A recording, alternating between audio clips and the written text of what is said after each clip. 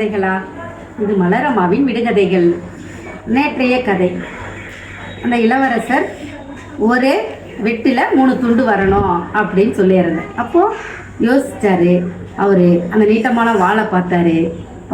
வாழை துண்டை எதிர்க்க வச்சுட்டு அந்த வாழை லேட்டாக மடித்து ஒரே வெட்டு அப்படி வெட்டினாரு. 3 துண்டாக பாகமாக அது பிரிஞ்சுது. அதுக்கப்புறமா இளவரசி, இவர் ரொம்ப அறிவாளி, இவருக்கு இன்னும் ஒரு கடினமான கதையை இவருக்கு ஒரு விடுகதையை சொல்லணும் அப்படின்னு அவங்க இல்லையே அமுச்சு விட்டாங்க. சரி, ராஜாவும் போயிட்டு வர்றாரு. வந்த உடனே மறுநாள் என்ன பண்ணுறாங்க, ஒரு சகதியான ஒரு நடந்து வரணும் அப்படின்னு சொன்னாங்க. சரின்னா அவரும் நடந்து வந்தாங்க. அங்கே ஒரே ஒரு கொட்டாங்குச்சியில் தண்ணி வச்சுருந்தாங்க. இந்த தண்ணியில் தான் இதை முழு சகதியும் நீங்கள் கழுவணும் அப்படின்னாங்க. அப்போ ராஜா எப்படி இதை கழுவுறது அப்படின்னு யோசனை பண்ணிட்டு இருந்தாரு. அப்போ அந்த இளவரசி சொன்னாங்க, இதுதான் உங்களுக்கு இன்னைக்கான பரீட்சை வச்சிருக்கேன் அப்படின்னு சொன்னாங்க.